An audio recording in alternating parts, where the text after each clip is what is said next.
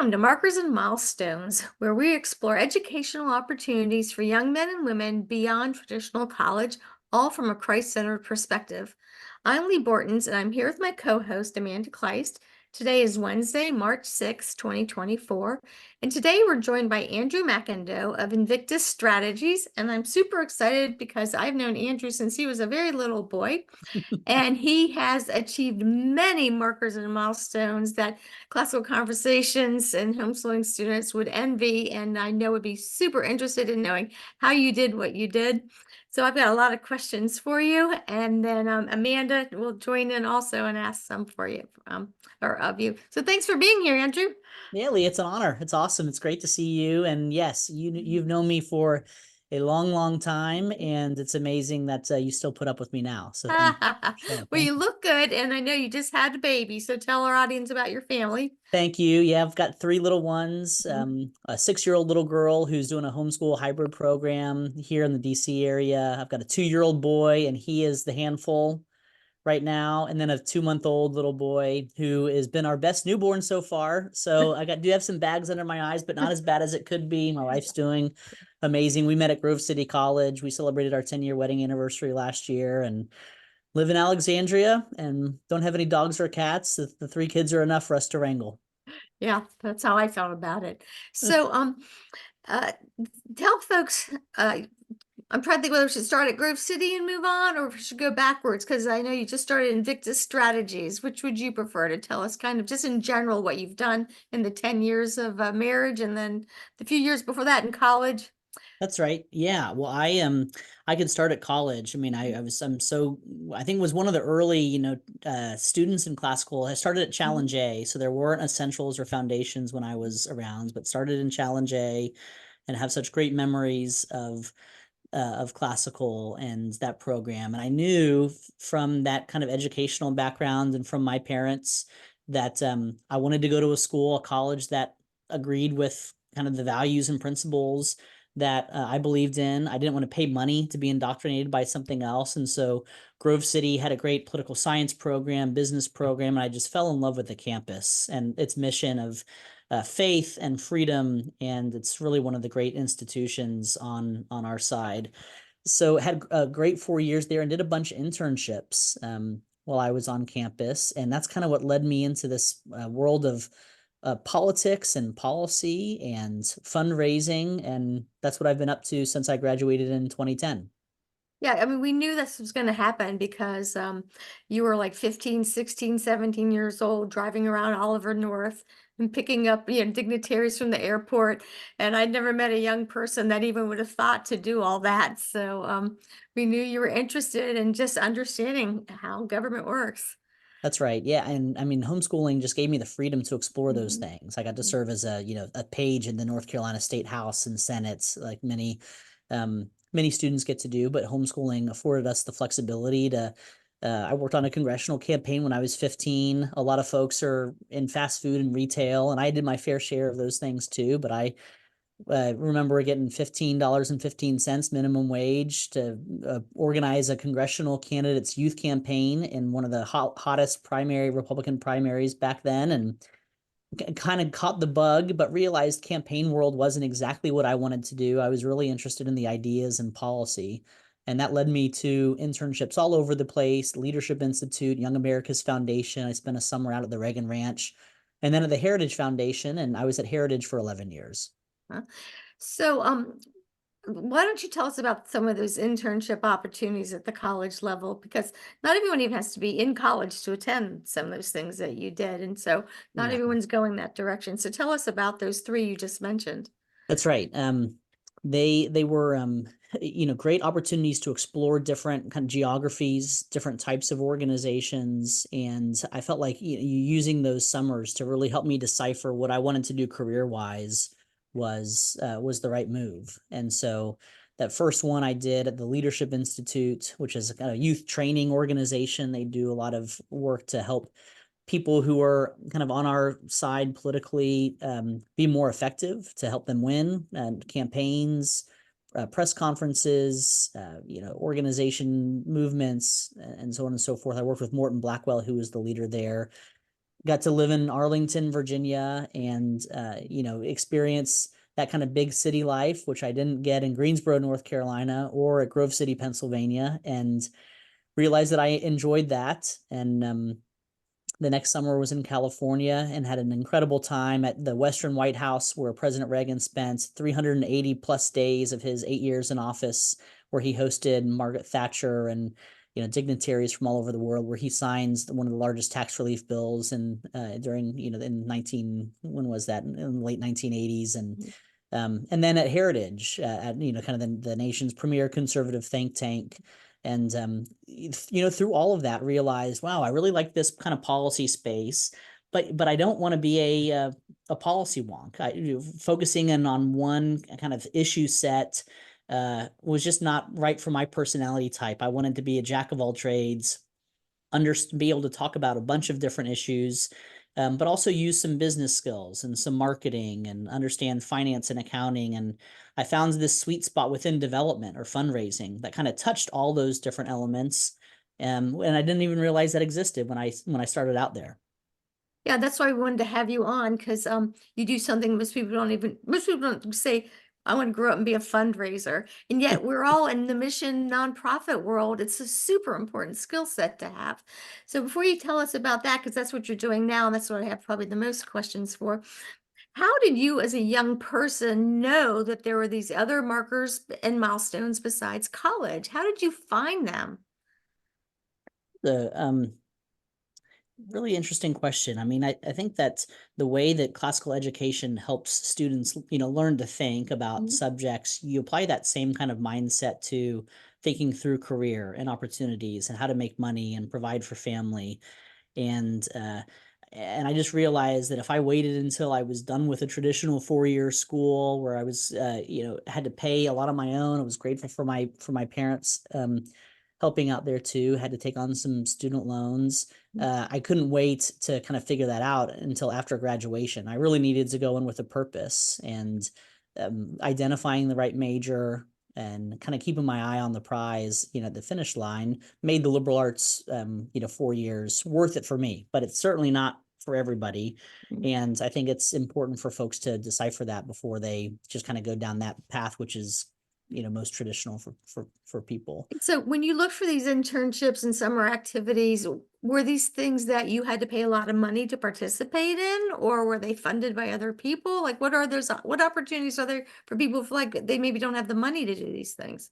Well, we didn't have a ton of resources growing up, and I should say that my parents really encouraged me and helped me find a lot of these opportunities and Mhm. resources. Really pointed me in the right direction, and I'm glad that God in His infinite wisdom gave me listening ears at that moment when I haven't always had listening ears to realize that that guidance was really important. And so Mhm. I got some scholarships when I would do some week-long leadership kind of trainings throughout high school. Some of the opportunities, I think all the internships were paid, so I actually made money during those summers, which was a lot better than working for free. And serving as a page and working on a campaign, I mean, those were opportunities for me to have a little bit of change in my pocket to to save and spend. Mhm.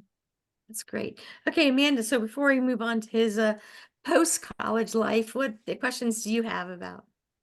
Well, it is lovely to meet you. And so my very first question is you hopped around over the summers. Mhm. So I'm observing that. And then my question for you is what did your church life look like while you were interning? It was a little bit all over the place. I went to a big church out in Virginia during my first summer here. My summer in California, I really didn't go to a church out there, and I regret that in retrospect.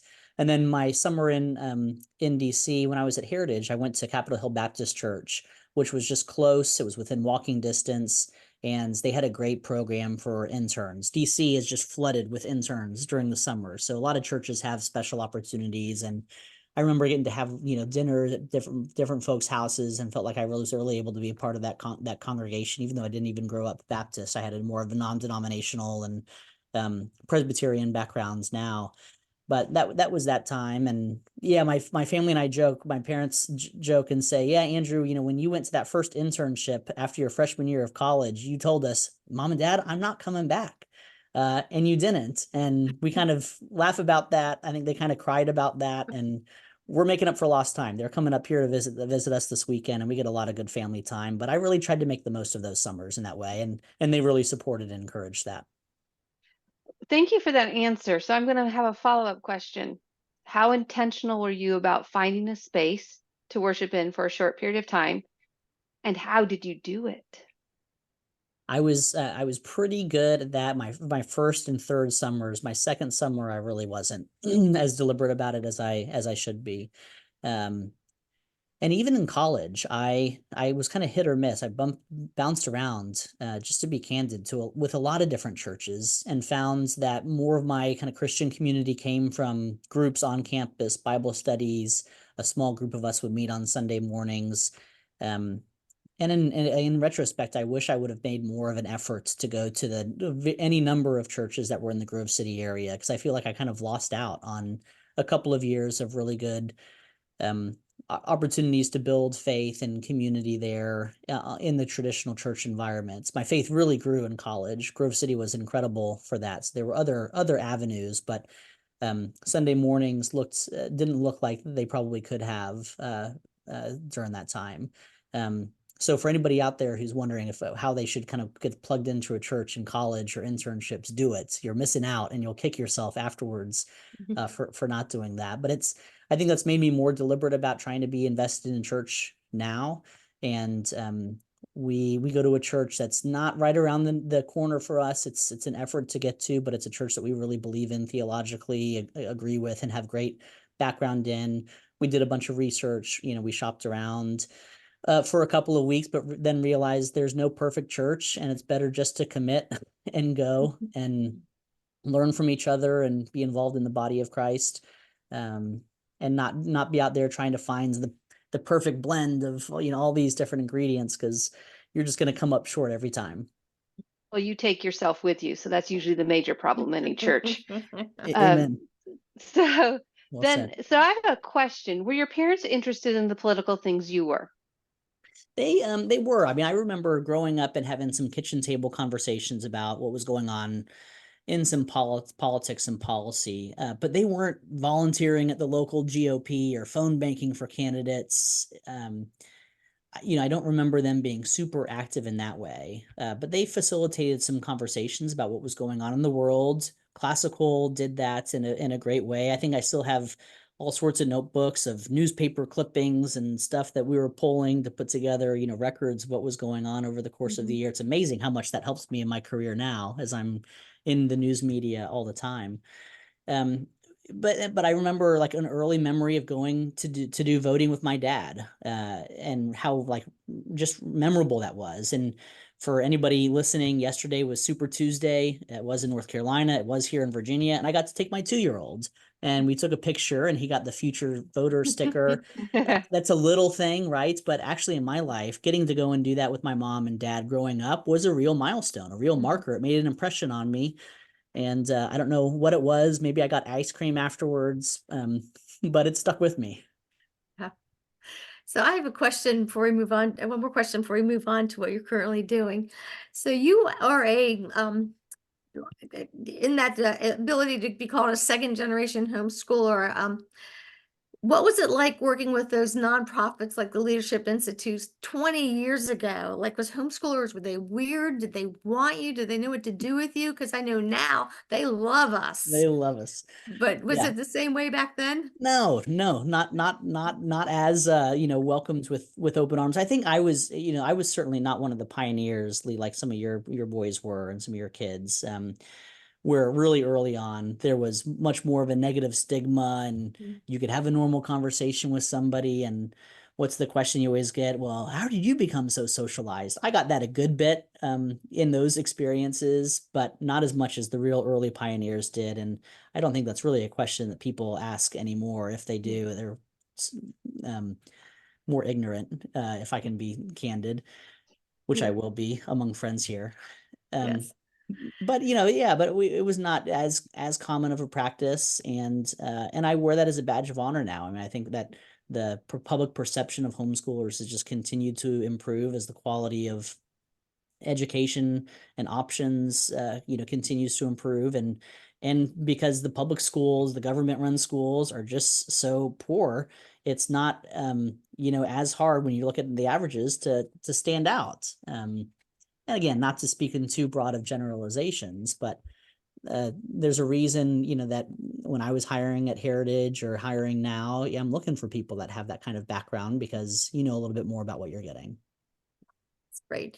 Okay, so now right after Grove City, did you go right to Heritage, or was there employment in between? Employment in between, yeah. I spent 2 years at 2 different organizations. I did a kind of a management program put on by the Koch Foundation, KOCH, at that time, right after I graduated. But I knew I wanted to get back to Heritage, so I got a phone call from my mentor, somebody who really took me under their wing while I was an intern and knew I wanted to come back, and was given a job opportunity. Really wrestled with that because I didn't want to be jumping around from organization to organization, a year here, a year there. I don't think you can really show your value, enough if you're a job jumper like that. But I'm glad I made the decision to ultimately, and made up for lost time. I stayed at Heritage for, it was 11 years. So tell us one more thing about that time period. So I know Robert did with UPS, he did a management training program that was specifically to groom up and coming execs. And so that's what you went through with the Koch brothers organization. How do you find out about those and know how to apply for them? I found them through a college career fair that was put on in the gymnasium at Grove City, and then had a bunch of friends that had gone through it too. So I was kind of there at the beginning of social media. Facebook, you still had to have a .edu email address to use. It was just for college students, and I would see people posting about their post graduation plans, and that was one of the for somebody who wants to work in conservative policy and politics, it was just a great program because you got to work with an organization for 4 days a week, and like a real, like working a full-time job. But that 5th day of the week was dedicated to management training, economics training, like real hard skills. So it was like it was maybe like a little mini MBA of sorts that you got to devote, 20% of your time to every week. But make a salary like you were working, 5 days a week for that partner organization. It's still a program that exists. I encourage people to take a look at it. I know it's evolved quite a bit, and I'm not sure how big the program is now, but it's still out there, and I had a great experience from it. There's something about looking at the most successful privately owned company in the world and how they run their business that I think needs to be applied to these nonprofits and organizations that we believe in, and that really lit a fire under me when I was there for that year. Yeah, and just let our audience know the majority of Fortune 500 companies have those kind of programs. You just need to be on the lookout for them. So it sounds like, Andrew, you've just always been curious and looked for what you wanted to do and found it. I do say, I guess that's a good summary. And again, I'm just grateful that in God's providence, he put that curiosity in me. And I think growing up on 5 acres in North Carolina with a little sister and being homeschooled certainly made that a more intrinsic part of my personality. Yeah, good. Okay, Amanda, do you have any more questions before we move on? Yeah, actually I do. This crazy word you used, it's almost a business buzzword, and we throw it around a lot. Mentor, my mentor. Was that a formal program, an informal program? Did you cultivate certain relationships? Because, wow, I love what you're doing. I want to know how you did it. Tell me how you found this mentor at Heritage Foundation. So the Heritage did in its internship program have a formal mentorship program Formal, okay. that you had to opt into, and you would kind of list out a couple of bullet points of what you were looking for in a mentor. They encouraged you to go through the staff directory and find a couple of people that you thought might be good fits. And so I did that, and then I met with that person a couple of times over the course of the semester. I think what was even more important was after that, I just tried to stay in touch with that person. And then in every internship, I kind of had 2 or 3 people that I felt like took me under their wing and were so gracious in giving me feedback about things that I did well and what I was good at and things that I wasn't good at and didn't do well. I learned to be responsive and okay with hearing that negative feedback. And that was important. And I really worked those relationships while I was in college. I had calendar reminders. All right, I should email this person once a month or once every 6 weeks and give them updates on what I'm doing or what I was up to the next summer for the next internship. It wasn't like super systematic. They weren't in a really sophisticated sales funnel, but I knew that they were going to be important relationships, and it's a handful of people, and you can reuse a lot of the same text. And if you're genuinely curious about people, you can ask them questions about what's going on. Folks want to talk about that, and I do think that's what made a big difference for me. Maybe I stood out a little bit more, and that person had me in mind, even though I hadn't seen them in 2 years. Since I went through that program and got a job offer kind of out of the blue. Thanks for highlighting that, because mentors do take nurturing both directions. Yes, that's right.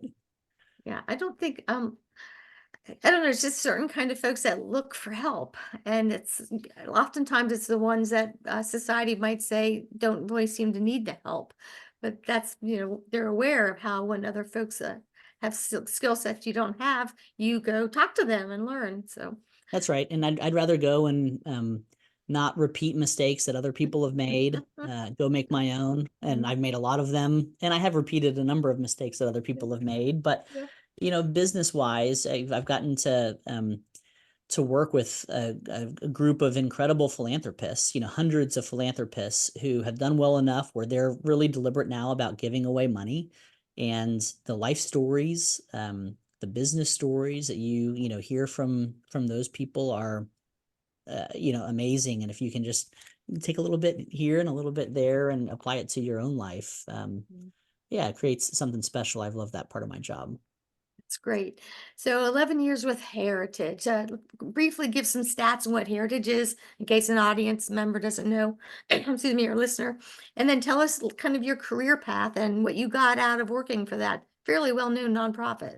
Yeah, Heritage has been around for 50 years. It started back in the 1970s, early 1970s, when there were these kind of academic institutions that would release white papers or kind of research reports on the impacts that bills in Congress would have, but they would release those papers after the votes had happened, so as to not influence the outcome of those votes. And the founder of Heritage, Ed Follner, said, no, actually, we should provide that research on the front end so that lawmakers make fully informed decisions.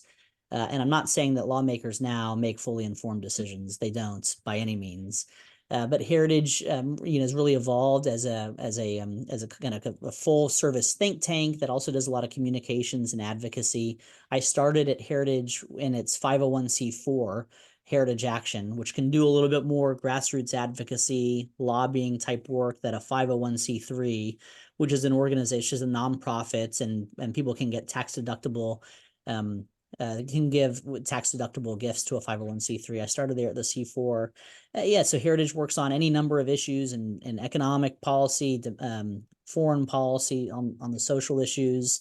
There are a lot of great scholars there, and it's a formidable organization. I mean, we raised north of $100 million a year every year.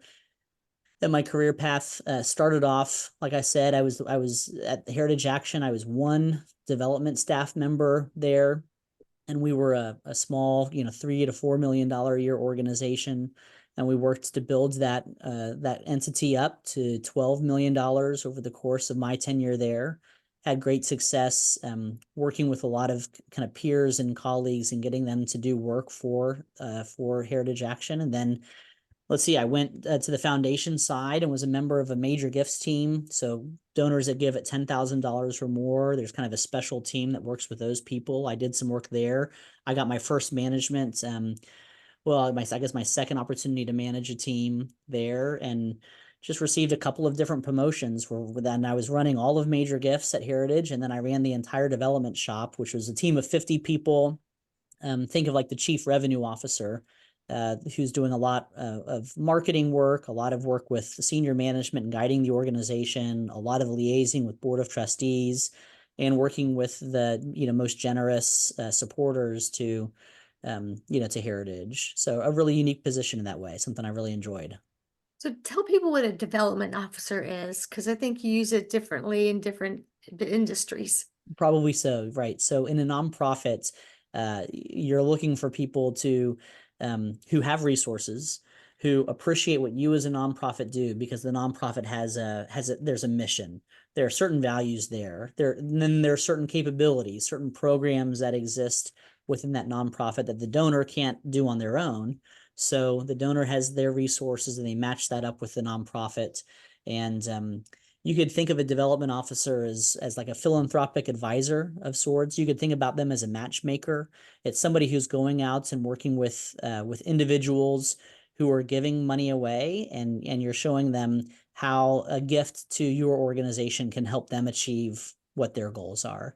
If one of your major goals is to lower the tax rates across the country, as a philanthropist, you could give a gift to Heritage or any number of organizations that'll provide kind of the policy and research and analysis and talking points on why lower taxes are a good thing. And so, we're kind of the relationship monitor, liaison spokesperson for the organization in that capacity. I mean, personally know lots of the folks that lead Heritage, and they all appreciated your efforts very much. Amanda, do you have any questions about those markers? They're pretty impressive, some of the fundraising he was able to do. So my question for you, Andrew, is did you pursue formal training in development work? Because I know people with PhDs in development or have pursued masters in it. Did you pursue formal training, or was this through another route for this marker milestone?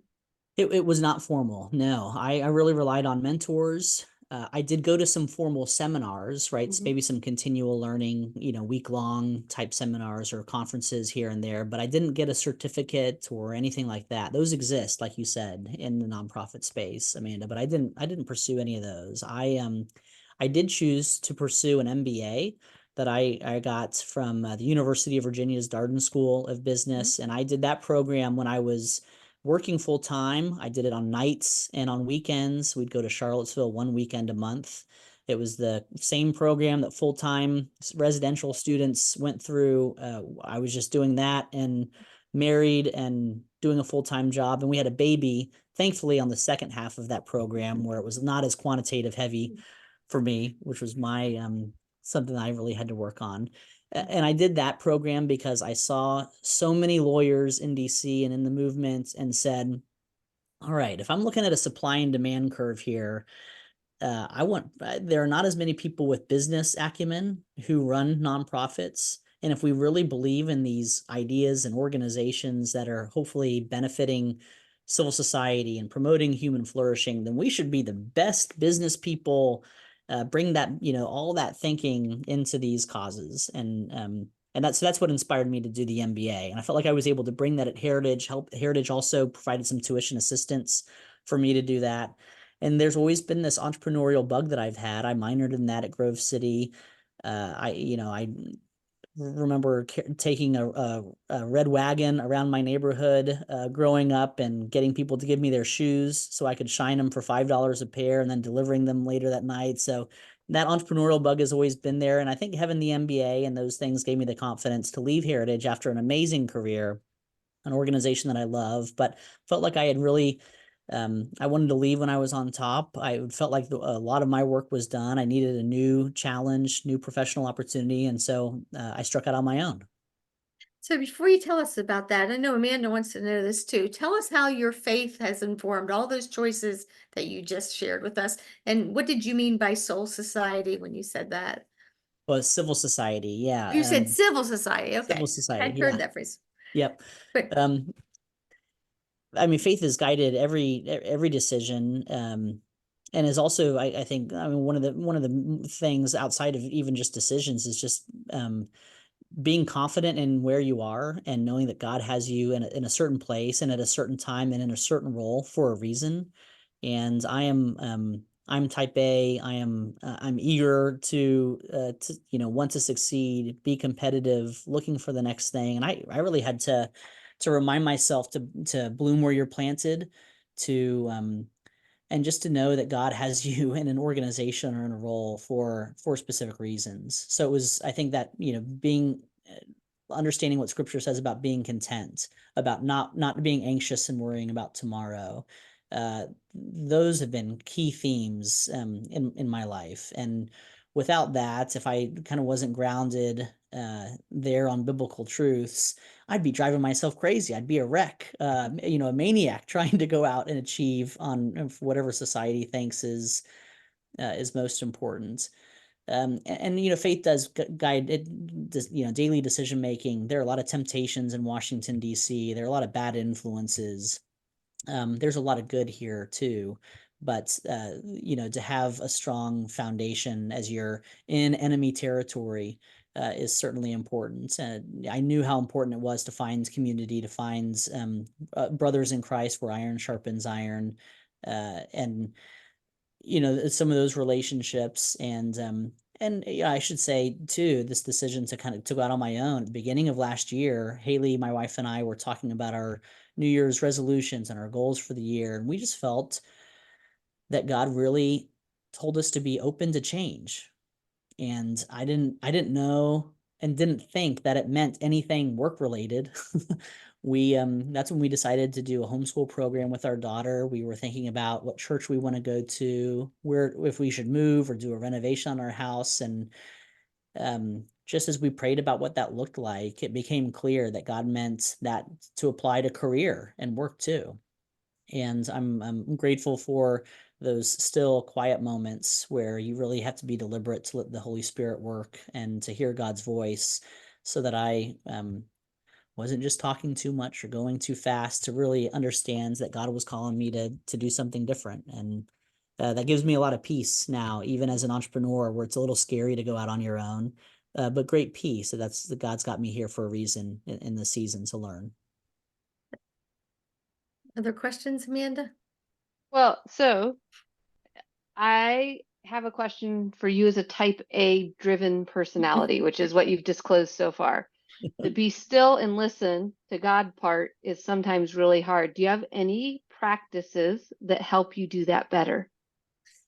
I try to listen to a lot of worship music when I'm in the car. And there are seasons where I listen to a lot more country music than worship music, I will admit, but I found that to be a helpful practice.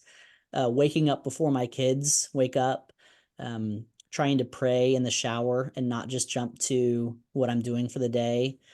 At the beginning of this year, I tried to go for a couple of weeks and did successfully to look at scripture before screens. That's hard when you use your cell phone as an alarm clock. But that was a really helpful practice. And then I've loved this book, Valley of Visions, which are a set of Puritan prayers, have just been a great source of devotion and in scripture time. Who's that by? I think it's just I don't know who wrote it. It's a collection of Puritan prayers. Oh, so it's edited for Is Puritan. it Elmer? Yes, yep, that's right. Or Bennett here. Or Bennett? Okay. Yeah. Arthur Bennett's Valley of Arthur Visions, Bennett. Puritan Prayers and Devotions. So Yeah. that's something, but it's a struggle. I mean, I'm not great at it. We're trying to do a morning basket with our kids where we're being thoughtful about doing scripture and using the children's storybook Bible, every morning to kind of set the tone for the day. We're successful a lot of days, not all days in it. And so there's a wrestling match there, certainly. So I wouldn't want people to think that I'm kind of the perfect picture of what that looks like. But those are some practices, some specific things that I found that have helped me closer in that walk and, in that struggle. Thanks for the practical. I Yeah. really appreciate that for our listeners. Mhm. Yeah, and being honest, it's not all you can't do. It's hard to do every single day, but you just get up and you try again. That's right. Yep. All right. So, and I know Heritage probably was very encouraging to your faith, whether discouraging. And so I know that it's really, I think it's important for people to look for a place where they're of work where their values will not be tromped on, and that they'll be able to speak peace to people and pray and things. So I know Heritage was helpful there. It was. So now though you just share with us through faith, you have now stepped out and you have started Invictus Strategies. Tell us what that is and what are your hopes and goals for that. And then afterwards, I want you to tell us, we've got all these young folks in classical conversations who may want to be you, Andrew, one day. What do they have to do to get hired by you? It's scary, but flattering. Yeah, well, I'm thankful for a couple of years of Latin. I knew I wanted a Latin name for my company. Invictus means unconquerable. And there's a great poem called Invictus, and there's a line in there that says bloodied but unbowed. And I think that as somebody who believes in free markets and limited government and individual liberty, we feel like we're taking a beating some days, but we need to be unbowed in what we do to have perseverance and grit. And so my company is doing a couple of things. I'm working with it as an advisor, a gentleman named Leonard Leo, who is the chairman of the Federalist Society, to help conservative philanthropists put their money in really kind of the highest and best use as possible. So trying to make an impact on public policy, on different campaigns, on a number of different issues, ranging from election integrity to pushing back on ESG and DEI and all the alphabet soup of the left. Trying to expand parental rights, not just within education, but within healthcare and technology.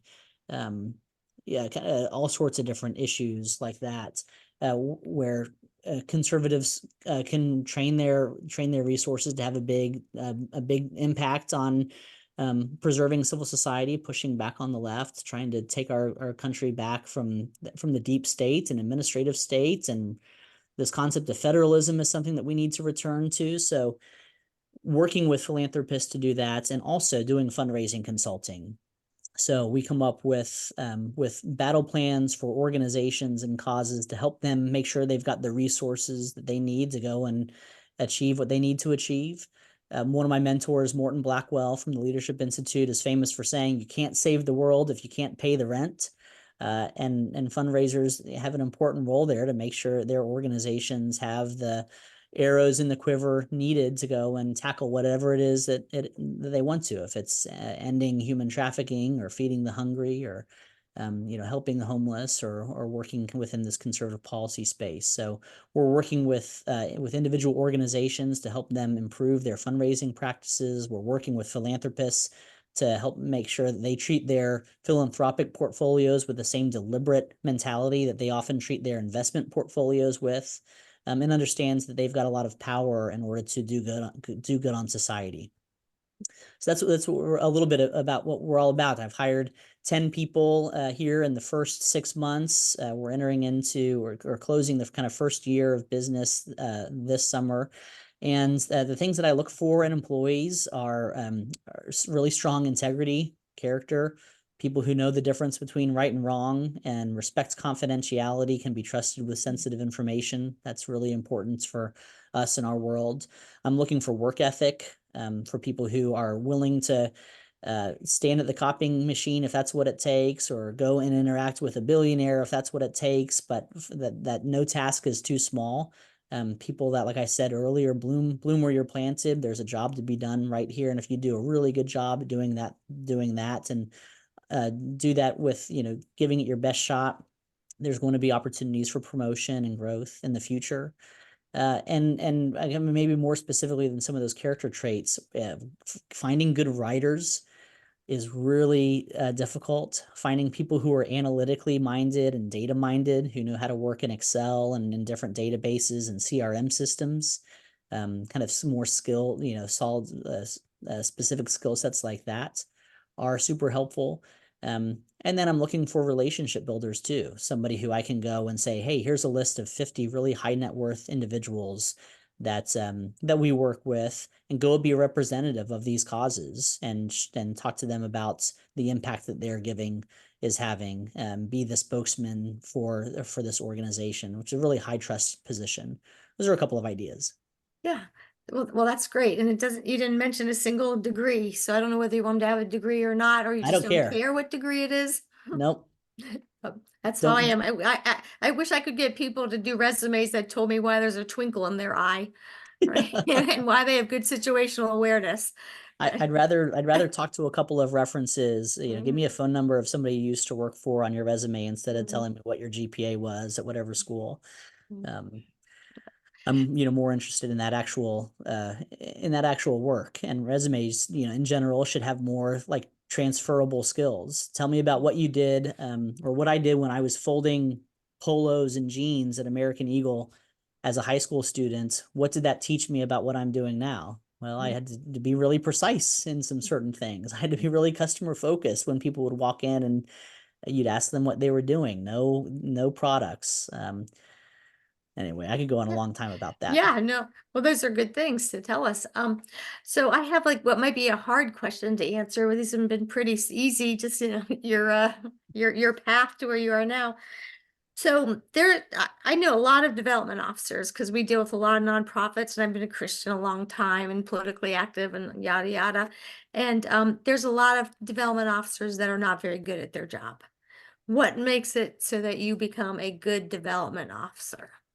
You need Or to maybe what are the mistakes of the bad ones, if that's easier to explain? Yeah, I think you could explain it with the same answers. You need to stay in an organization for a couple of years.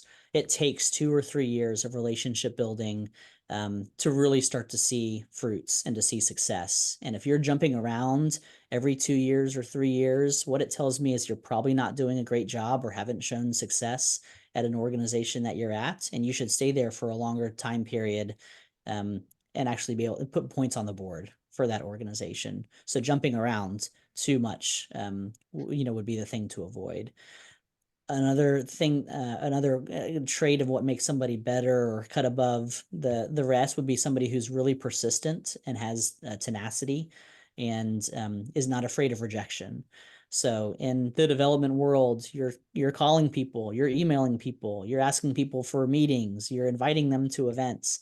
You need to have pretty thick skin because a batting average in an MLB is probably going to be higher than what your response rates are going to be as a development officer. So you need to get used to hearing no and not take it personally and get back up the next day and try again. Maybe not the next day for the same person after you've Right. heard no, right? But after a couple of months, Uh-huh. and really be creative about, what was it that made you not get Mhm. a good answer, and be reflective, be introspective about that. Was it the way you asked? Was it for the project that you kind of put in front of them? What do you need to change? So a certain level of humility, I think, comes out there in addition to that persistence is really important. And then the third thing that I'd say is it's our side and good development officers are really good about telling stories. Um, Conservatives and people who are into finance and business are so tempted to just give you statistic and data points, and our program achieved X and our conversion rate was this, and it's like, okay, no, just tell me about the one life that you impacted. Tell me, that there's the power of one. That's a great book, The Mhm. Power of One. Tell me one story. Um, that makes it come alive, that pulls on heartstrings, that really resonates with that side of people's brains. And that's where most giving decisions are actually made. You rationalize it afterwards with facts and data. You want to be able to do both. But we need more storytellers on our side, people who are creative and understands the importance of personalization. Um, and telling good stories is really an art form and takes a lot of discipline and Mhm. practice. I think the best development officers just exude that and are able to do that naturally. But that's not enough alone because a lot of them I know that's what they do well, but they can't close and they don't really see the strategy. They're not necessarily perseverant, like you said. They need to have all those three things. You need to have all those things, and you're putting a fine point on this for me, Lee, and that is that most development officers don't actually ask. They're really afraid to ask somebody to make a commitment because it feels awkward maybe Mhm, at first when you do it. But mhm, the number one reason that people don't give is because they're not asked. And you just can't view that as a transaction. It's not snake oil salesmanship. It's not being a used car salesman. Um, it is really inviting a donor or philanthropist into a partnership with your organization. And if you're not asking a question, Lee, you're really passionate about classical education. Would you consider giving $100,000 gifts to Classical Conversations to promote our work on X this year? Question mark. Got to answer or not? Quiet. The person's got to answer, and whoever speaks next, it's not always the person that loses, but it takes a certain, like, good development officers are willing to ask the question and then be quiet and hear the response and then respond accordingly. There are a lot of development officers that just think they did some good relationship building moves and then wait until December and hope that those checks come in, and that's not how to be an A player. Amanda, anything from you? Well, it's interesting. I am not disagreeing in any way, shape, or form, but the one story idea is bad for policy. Well, it can be. It can Yeah. be. Yeah.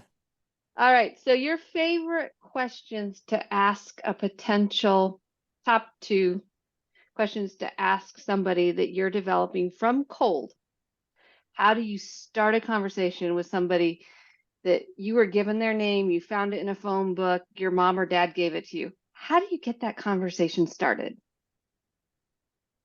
And Andrew, this is a good question for us because it's not just for asking for money, but trying to find out about what you did, like in the early years. How do I become an intern for you, or how do I get Right. into your program? Yep. My dad had great advice for me, as he always has and still does. But we would go to different events, and he would help me kind of work the room, like go around to different tables and have conversations with people. He was really deliberate about that. He's a great salesman, and he always gave me the acronym of FORM, FORM. And I've had that in the back of my head for all these years. And it's just, if you're just going up to somebody, you want to ask them about their family. O, ask about their occupation. R, ask them about the relationship that they have to whatever it is that you have in common. What brought you to this gala? Why did my mom and dad give me your phone number? Why do you guys go to the same church? What's that relationship element? And then M would be message. Message or money. What is it that maybe you want to get out of that conversation that you could start to introduce into that relationship? So, is it small talk? There's some small talk there, but I think it's a little bit more meaningful than just going up and talking about the weather. Like, you're really starting to get to know people. And so I've used that as a mental model in the past, just to kick off conversations. And you've got to know the person that you're talking to, whether or not they're enjoying that, or they like, this guy's doing small talk, he wants to get to the serious stuff. And the best questions to ask philanthropists when you're really trying to advance that relationship, or tell me about the most significant gifts that you've made. What are you most proud of? You've had all this success in business or your parents' company or whatever it is. What are the values that you're deliberately trying to pass on to the next generation? You start to really get people's wheels spinning when you dive into that level. But I start with the form stuff oftentimes, even now when I'm work in a room. Hey, well, yeah, tell me about your family. And I'll say in DC, the instinct is to go up and say, oh, hey, Lee, so who do you work for? Everybody just cares about who you work for. You actually stand out here. If you ask people, so where are you from originally? Tell me about your family. Are your mom and dad still around? You have any siblings? What number were you in the birth order? You actually get to, that's going to be a memorable conversation for somebody, at least here in DC, when you're on the cocktail circuit. Yeah. So that's helped. About a decade ago, I stopped asking people what they do for work, and I just say, so what do you do for fun? Yeah, that's much better. Yeah. I'd rather talk about golf and cooking and wine and and that stuff than anything else. Okay. Anything else, Amanda? We're about out of time. Yeah, usually we ask, what would you tell your 18-year-old self? But I'm not asking you that because you kind of already told us that. So this is the marker milestone I'm curious about from you, being type A and driven, and probably having checklists somewhere because you got yourself detail oriented. First year of marriage, what were the best things you would tell yourself now if you were starting your first year of marriage over again? Oh, great question. We feel like we kind of went into hibernation in that first year. In that first year of marriage, like, we really just stayed at home and enjoyed that. And I would tell myself to be even more of a hermit in that first year. Even more of a hermit. It was so much fun. And I would probably tell us to travel a little bit more than we did. Those early trips that we did abroad before kids are just some of the best memories that we have. And we look at those pictures and reminisce all the time. Even though money was short and we had to stretch to do it, I would encourage myself to stretch even further, because traveling now with a 2-month-old, a 2-year-old, and a 6-year-old, it's a lot more expensive, and it's just harder to get away for a week or two at a time, where it's a little bit easier when you're early career, if you're at an employer working with somebody who understands the value of that. And then, just continue to date in that first year, and then throughout, right? Set aside deliberate time to be with your spouse. That's been hard for us in the last 2 months with a newborn, but we've gotten out three times, 4 times, which isn't, it's not terrible. It's not the 8 or 9 that we would have liked and that we probably need, but you take what you can get. And yeah, and my wife is always right, more often than I give her credit for. And I would go and tell myself to stop being so obstinate sometimes. Well, that was humble and honest. Yeah. Beautiful answer. Thank Thanks. you. Uh-huh. Yeah, well, it was delightful to catch up with you, Andrew. I know you're very busy, and I thank you for this time. I'm sure it's going to be a popular interview, and I hope that you'll come back again and tell us more things in a few years. Well, thank you all for providing this forum for people, and I'm happy to have follow-up conversations with anybody if they'd like about any professional stuff that I've done here. But I think so highly, Lee, of you and Amanda. So nice to meet you. I'm so proud to be a Classical Conversations alumni, and wish everybody the very best.